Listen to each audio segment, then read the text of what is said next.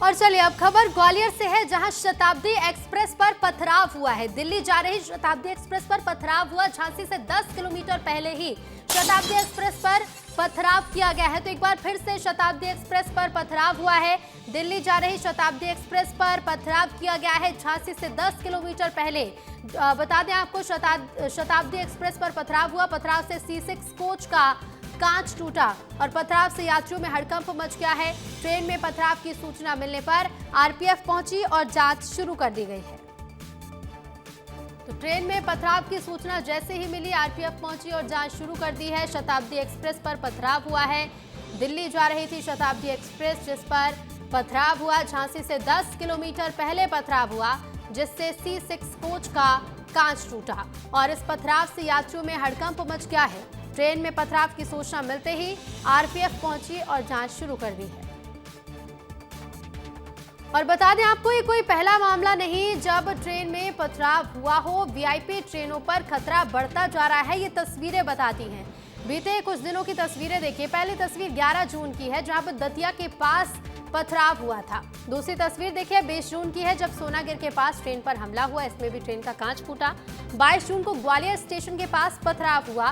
तस्वीरें आपके सामने हैं। 24 जून को विदिशा के पास हमला हुआ और 25 जून को झांसी स्टेशन से पहले पथराव हुआ है। C6 कोच में पथराव हुआ, जिससे यात्रियों में डर का माहौल फैल गया, लेकिन आरपीएफ की टीम मौके पर पहुंची और जांच शुरू कर दी है।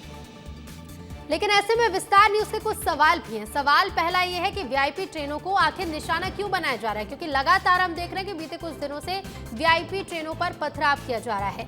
दूसरा सवाल ये कि क्या बदमाशों को कानून का खौफ नहीं है, क्योंकि लगातार वीआईपी ट्रेनों को निशाना बनाया जा रहा है। और ऐसे में सवाल यही खड़ा होता है कि आखिर क्या बदमाशों को कानून का कोई खौफ नहीं, कोई भी डर नहीं। सवाल एक ये भी बनता है कि इन बदमाशों को पकड़ने में क्या रेलवे पुलिस नाकाम है, क्योंकि ये सवाल इसीलिए खड़ा हो रहा है क्योंकि लगातार ये घटनाएं बढ़ रही हैं। सवाल एक ये भी उठता है कि क्या ट्रेन में यात्रियों की सुरक्षा पर खतरा है, क्योंकि पथराव किया जा रहा है जिसमें कांच टूट रहे हैं और ऐसे में यात्रियों की सुरक्षा पर भी खतरा मंडरा रहा है। अब ऐसे में बदमाशों के लिए रेलवे क्या कदम उठाएगा, ये भी एक बड़ा सवाल है। किस तरह से जांच की जाएगी और कब तक इन बदमाशों पर कार्रवाई होगी और वीआईपी ट्रेनों पर पथराव के मामले कब घटेंगे या फिर कब पूरी तरह से खत्म होंगे, ये भी देखना होगा।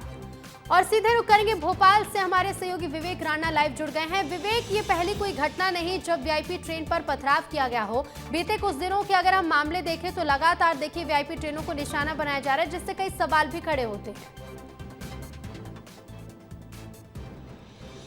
बिल्कुल ऋतु, यदि पथराव की बात करें तो जिस प्रकार से शताब्दी एक्सप्रेस ट्रेन में पथराव किया गया, इसके पहले की यदि बात करें तो करीब 1 सप्ताह के आंकड़ों की बात करें तो 5 बार जो वीआईपी ट्रेन है उस पर जो पथराव जो है वह किया गया है। मगर अभी तक आरोपी की बात करें या किसी गैंग की यदि बात करें तो अभी तक खुल के कोई सामने नहीं आया है, ना ही रेलवे द्वारा जीआरपीएफ द्वारा किसी को गिरफ्तार किया गया है। क्योंकि बात की जाए जीआरएफ की बात करें या रेलवे मंडल की यदि बात करें तो जिस प्रकार से एक के बाद एक पथराव की लगातार घटनाएं सामने आ रही, उसके बाद से यात्रियों की यदि बात करें तो यात्रियों में कहीं ना कहीं हड़कंप मचा हुआ है। यात्री डरे हुए हैं, क्योंकि जिस प्रकार से कल 6:30 बजे की घटना की यदि बात करें तो शताब्दी एक्सप्रेस में जब पथराव हुआ उस दौरान कहीं ना कहीं बोगी में हड़कंप मच गया।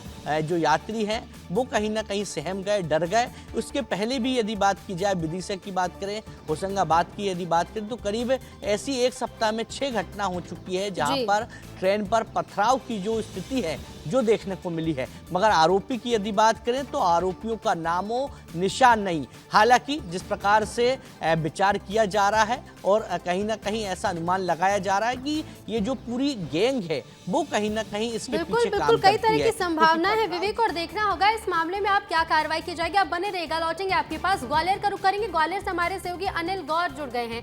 अनिल, देखिए लगातार हम देख रहे हैं कि वीआईपी ट्रेनों को निशाना बनाया जा रहा है। लगातार 10 या 15 दिन के आंकड़ों पर अगर नजर डालें तो ज्यादातर जो घटनाएं हैं ग्वालियर के आसपास के क्षेत्रों से भी सामने आई है। आखिर क्या वजह इसके पीछे की मानी जाए और इसमें रेलवे इतना नाकाम क्यों हो रहा है? विभाग की तरफ से किसी तरह की कार्रवाई क्यों नहीं की जा रही, ये भी बड़ा सवाल है।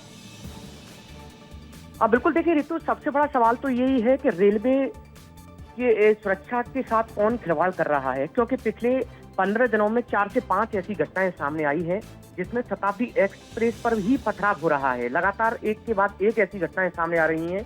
जो यात्री यात्रा कर रहे हैं वो बेहद डरे हुए हैं। और सबसे हैरत की बात ये देखिए आप कि 2 दिन बाद ऐसी घटनाएं लगातार सामने आ रही हैं, लेकिन अभी तक कोई एक आरोपी पकड़ा नहीं गया है। नहीं आरोपी अभी तक पहचान हो पाई है कि इन शताब्दी एक्सप्रेस पर कौन पथराव कर रहा है। और सबसे बड़ी बात ये देखिए कि इसमें सबसे वीवीआईपी एक ट्रेन कही जाती है, जिसमें वीवीआईपी लोग और जो फॉरेन कंट्री के लोग हैं बिल्कुल अनिल, और ऐसे में देखिए कई तरह के सवाल खड़े होते हैं। अब देखना होगा कि क्या कुछ कार्रवाई की जाएगी।